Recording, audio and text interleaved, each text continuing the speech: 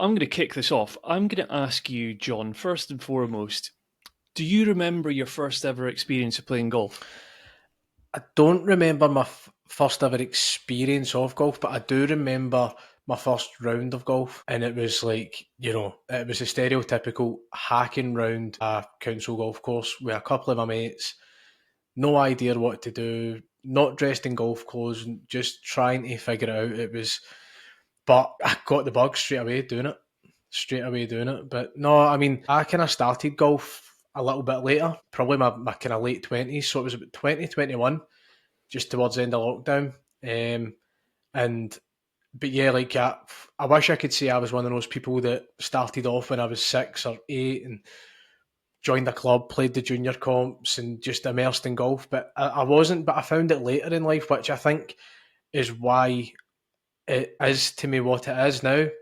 I think if I'd started when I was younger, it would be a totally different game for me than it is just now.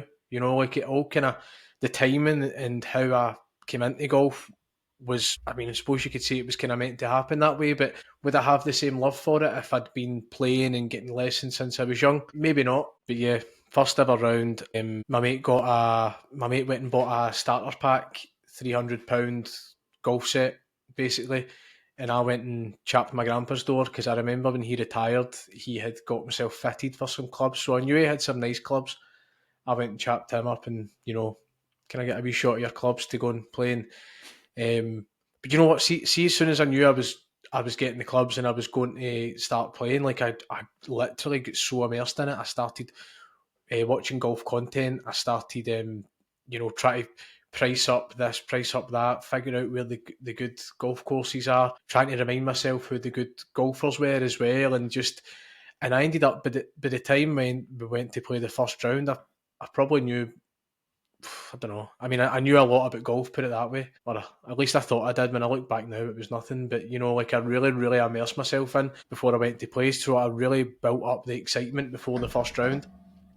So, which is good because when you probably hit about 130 odd, you might not want to come back and play. But I think I was just so excited to keep going and keep going and keep going.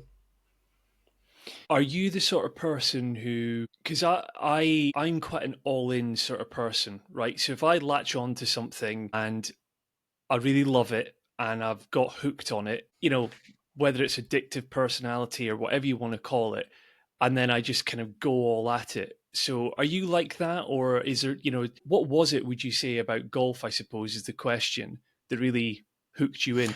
Well, first of all, yeah, I'm exactly like that. I'm all in. Like, there's no point in doing things in half. Is something I've always kind of tried to live by. But yeah, like when I get into something, I'm really, really into it. Like I'll even go back to music. When I get into like a particular type of music, I'm like it's all day, every day for a period of time, and then it moves on. But golf's one of the ones that just stuck. But yeah, it's just aye. As I say, there's no point in doing things in half. Absolutely. I guess maybe leading into SRV, when was it that you had a light bulb for that? A light bulb go off? For the brand, my light bulb moment for the brand, I mean, there's a few, like, to kind of go back. I mean, there'd been a long time, I'd wanted to start a business for so long, and I'd tried multiple different things. I just had no passion for them. And there was things I was trying. I'd always kind of worked a job and then had something else on the side that I was working towards to try and build up to something, but there was nothing that I'd really had that passion for. So I'd started a couple of wee online things on Amazon and stuff. But then when I started playing golf and I was trying to think about a business idea or what to do, I was like, I need to do something in golf because I knew that if I had the passion for it, it would see me through the hard times when it gets, when you have doubts and when things don't go your way and when the going gets tough and all that kind of stuff. So I knew if I did it in golf that I would at least enjoy that part of it and it would keep me going. But I suppose that the light bulb moment for the brand and deciding what it should be or what it would eventually turn into was with my mum. Basically during my mum's cancer battle. And so like kind of going Mm. back a little bit, when I started playing golf, it was during a time where I was kind of mid to late 20s, and we'd spent all our early 20s, going out at the weekend and stuff, and being with friends, and then lockdown kind of slowed everything down again.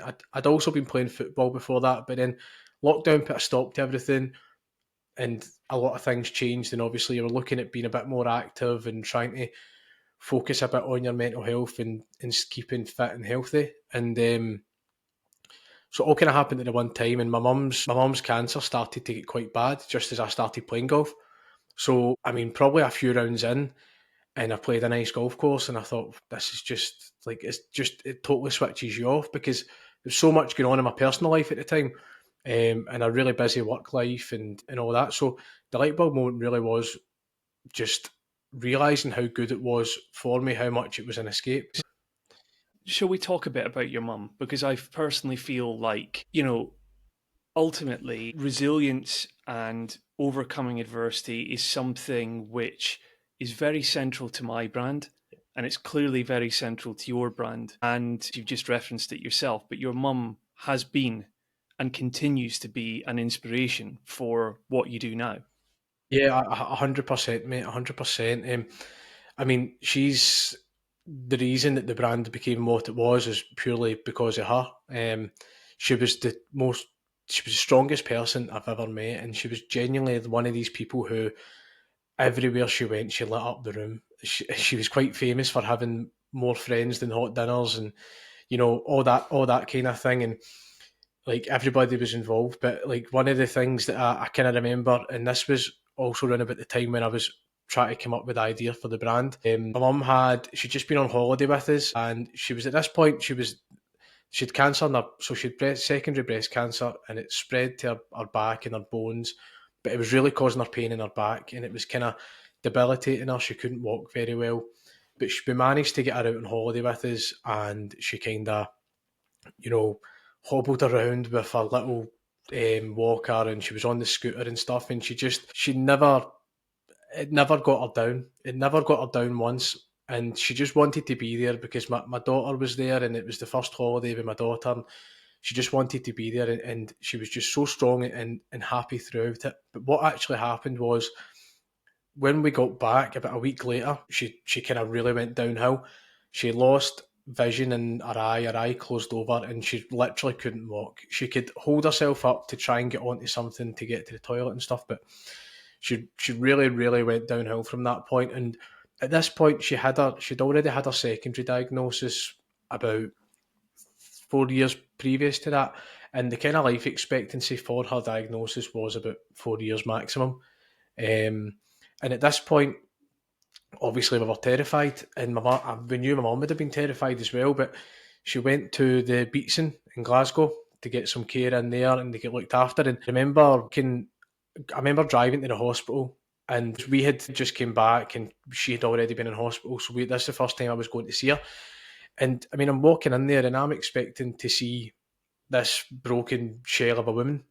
And instead, I walk in, and before we even get to the room, the staff are coming out and going, "Oh, you must be Shirley's boy," and oh, she's got us all laughing and already telling stories about mum. And it's typical because I'm used to going to the shops and bumping into someone who knows my mum but doesn't know me, and so I'm used to that. But I didn't expect it at this point. So then we walk into the room, and there's the person in the bed beside her, and my mum's sitting there talking away to her, one eye closed, laughing, sharing tins of roses and stuff with each other. And it's like everybody's to come in and pulled in a chair. And I remember, like, I just couldn't believe how strong she actually was, because we'd seen it for so long, but like I knew this was, like, I suppose, the beginning of the end for her, and yet she still had that big smile, the big crazy laugh that she's got, and she still had that attitude where she wanted to help other people, make other people feel comfortable. And that was just the way that she was. And like shortly after that, she got moved to the hospice. Well, she came home for a bit, and then she had to go into the hospice because it was just kind of progressively getting worse. And it was exactly the same in there. Every member of staff wanted to come round to my mum's room because mum would make them laugh and feed them, and she'd have us all running about after the staff. And But yeah, like, so round about that time, I was thinking, I was planning the brand, and I couldn't really come up with a name. And the only thing, I mean, it was not really thinking of brand names, but the only thing that was in my head, it was stuck in my head, was survive, survive, survive. And I knew that I had to make it something about my mum. So the word survive was kind of there.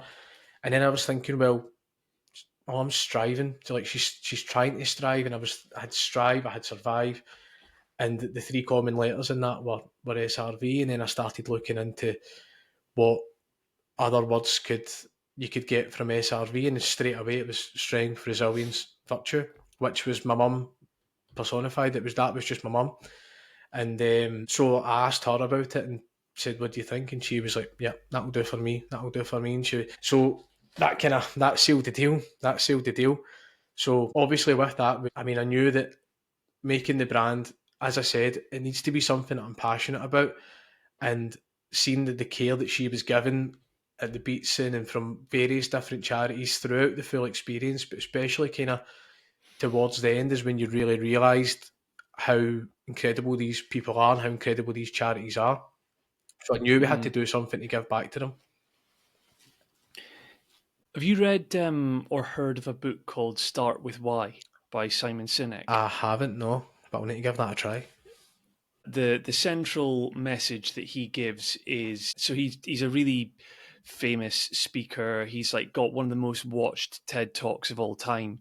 And someone gifted me a copy of the book. And basically, what he says is there are hugely successful brands all over the world that are very, very good and spend millions, billions on marketing, telling you how great their product is, why you should buy it, all the benefits it will give your life, but they don't tell you why they do what they do. Yeah, And his theory is that the brands that have got a clear why behind them and a story will last the test of time, and it actually strikes an emotional chord with the customer as yeah, well. So I think you're onto something. Basically, I'd like to think you and I have got that upper hand in a way, yeah. because you've got a really emotive story that people can buy into, if you know what I mean. So Yeah, I mean, like definitely, there must be loads of brands that start and fail, businesses that start and fail within the first year. And look, the way I look at it with the brand is we've still not done anything yet. We're still only the beginning, and that's the attitude I want to always keep with it. It's we're only at the beginning, but the point in that is that, having that why just makes it easier when it gets tough. But yeah, it's also like you say, when I started playing golf, right, the first couple of things that I noticed were that, first of all, it was really, really expensive. It was really expensive to start, especially if you're starting with nothing. But even as you're trying to maintain playing golf, it gets expensive. And like you say, you look at brands that tell you the reason why. Now, I don't know some of the major golf brands. I'm not sure what a lot of their why is, but all I know is that the only thing I was going by when I was trying to select which golf products to wear was price and style and performance in certain aspects. But there was nothing that kind of stood out to me. So that was again what led me to doing that. Like, why can't why can't a golf brand really, really resonate with people? Why can't the golf brand why can't it have the same quality with better value? Why can't it have the same quality with better value, but have amazing core values and help people and build things? Because like I, I definitely see this brand as being far more than a product business. mm. Further down the line, there's so many things that I would like to be able to do.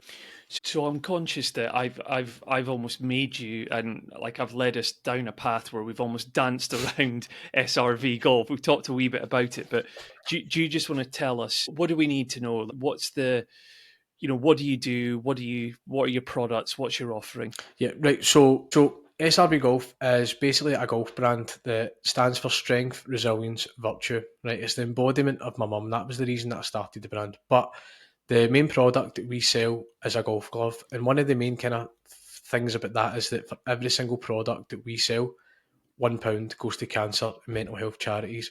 All right, but it's basically it's affordability without sacrificing quality. So the golf clubs that we sell are premium Cabretta leather, AAA grade. So it's as good as any glove that you would pay over £20 to £25 for. The thing with ours as well is that they're far more durable. So there's a lot of performance aspects, and we've put a lot of development into making the glove fit and last as long as it does. So there's a really, really strong product there. But the other side of it is, of course, the charitable aspect and what we want to do. I mean, our mission is for people to use golf as an outlet to support cancer and mental health. We want to raise as much money as we can to support these charities, and we want to help people along the way while doing it. As I said a couple of minutes ago, it's not us. It's not just about selling a product and donating money. I personally want to get involved in offering services to charities, hosting different events that hopefully we can make them free or as cost effective as possible for people to come together, share their experiences, and just create a whole big community around it. And I know a lot of people talk about creating a community and stuff, but like a proper, real, in-person one all around the country. Different events, different charities, helping them out. That's the kind of main goal from the brand side. I could totally relate to. Thanks for that, John. I mean, I could definitely.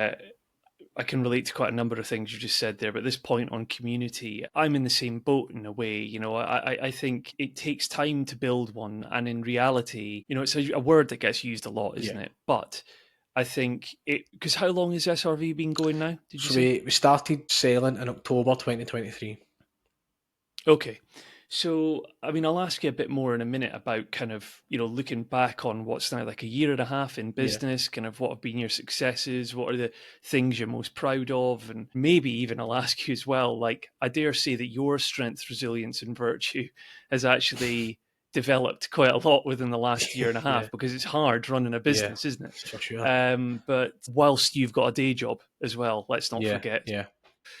So, I guess you're saying that in time, obviously, you have hope that you'll be able to put events on and actually physically get together in person with people. And that's where community will really start to Yeah. thrive and build.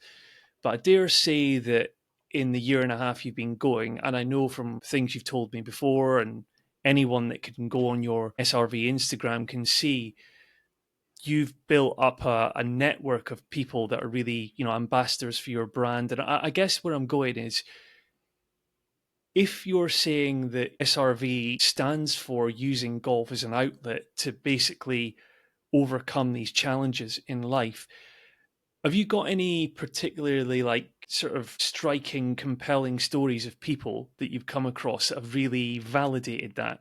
Have you worked with anyone, or have you had people reach out and go, John, thanks so much. Like that's exactly what golf is for me.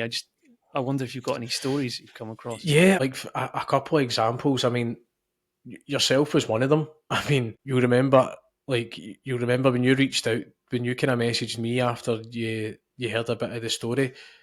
When I heard your story, it got me incredibly emotional. And we do get messages like this all the time. A lot of people kind of sometimes just in the comments, but private messages. I've spent numerous nights. I mean, like late at night responding to people because they've sent out a message to say that they're so glad to see something like this in golf and that they've struggled and had their own issues. And if I can, I like to obviously take the time to speak to them and hear their story. So there has been loads. I mean, one recently, I won't obviously name who anybody is, but someone recently just went through a bit of a breakup, a major breakup, and literally speaking to them today, and they were just talking about how golf has gave them a purpose. Like they were saying, like they could be in the house mumping and moaning and not sure what to do, but every day they're just getting out or playing golf or getting to the range, and it's ticking them over. And they're just talking about how many friends and stuff that they've met through golf. And that's just one of many people who reach out with different stories and just thanking us and telling me their side of what golf has done for them. And it's brilliant because that's what we want to do. We want to get people talking. We want to kind of break that stigma and let people know that it's all right to talk about it, and that especially through golf, because the golf community is a community, but there's loads of different communities within that. And I know we're hating this word community because it's everywhere, but when it's true, it's No, but true. you're right. You're right though. It's the golf world is a small world, isn't Yeah, it? You've probably learned that in the time you've been in it, and I'm learning it pretty quickly yeah, too. So yeah, yeah, massively, massively. But yeah, it's amazing for people to come together like that, and to reach out to us and share the story, because that is the idea of what we're trying to do. So it does validate it when people come out and let us know that they're thankful for what we're doing, or we get loads of messages from so many people as well that I've met that are doing amazing, amazing things, and I'd love to try and you know get more of a spotlight on them as well, because someone recently who they set up it started off as a charity football match, but it's now turned into like weekly football meetups and golf, and they're doing. I think they're running their second annual golf day this year, and I mean that person as well has just shared a really horrendous story with me just in the past week, and the message is telling me that how his golf is keeping him going, and running the charity that they've got is keeping him going, it's keeping him sane. And he's told me that he lost his mum, and similar to myself, obviously, and he started that straight away, and that's what's kept him going. So yeah, it's just brilliant. It's great to hear all the stories. that's amazing. I'm keen to speak more about what you've learned in the time Hmm. that you've kind of been in the golf business Yeah, world, right?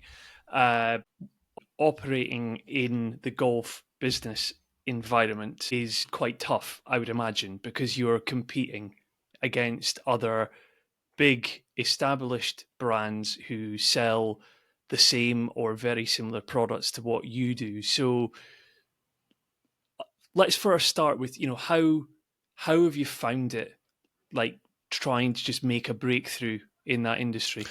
yeah, it's very, very challenging. Golfers, especially, are very fickle, and they like what they like. It might be superstition, it might just be habit. They've played a good round that day wearing a glove, but also it's hard to prove the quality. And the big brands obviously are known for proving quality. One of the challenges for me is you need to find a way to prove that quality, and the best way for me to do that is to get gloves on people's hands. So that's something that I've really tried to focus on doing, and then getting the right people to share that story. So obviously golf's changing and the golf business is changing. People are opening their minds up now a lot more to independent brands, which obviously is great.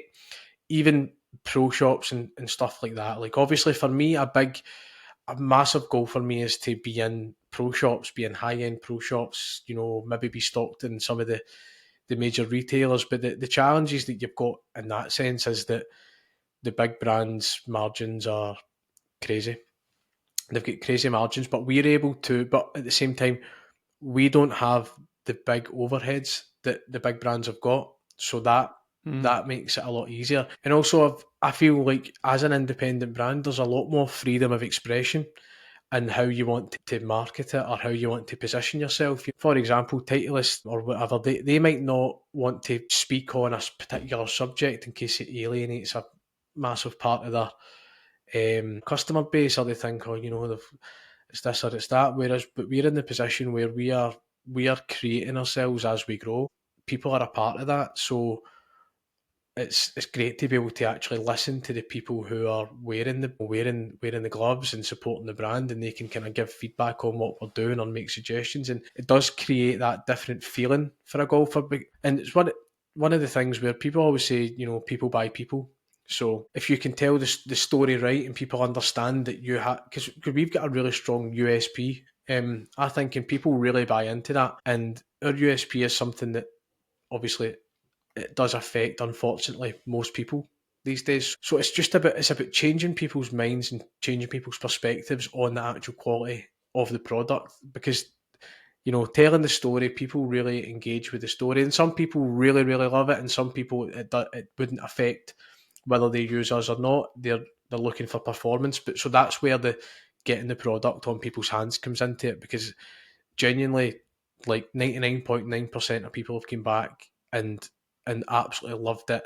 Said that it's either better or it lasts longer. No one's come back with anything bad about the glove. So that's something that we just need to keep doing. We need to keep getting the gloves on hands, and people will realise that the product's great. What I mean, like looking at it from an outsider, you can go, yeah, right. They're doing great things. They've got a great meaning behind them. They've got a great price point. But at the end of the day, if the product isn't good, then people are only going to buy once. That's one of the things. But some of the other challenges that you face is get into pro shops, like, and get into retail. The amount of places I've been to where sometimes the pro shops have got a stock of gloves, right? Where they buy clubs, so they're like an exclusive seller of clubs for this company. So as a sweetener for selling the clubs, they get gloves for next to nothing, like pennies, and still, they're selling them at £20, £22, £18, or whatever it is. And from knowing what they're actually the pro shops are having to pay, or sometimes they're getting some for free, they get X amount for free. So trying to compete in that sort of market is difficult because although we have a good enough margin to be in these pro shops and be in these places, it's some of the guys, why would they take something off the shelf where they're essentially getting it for free?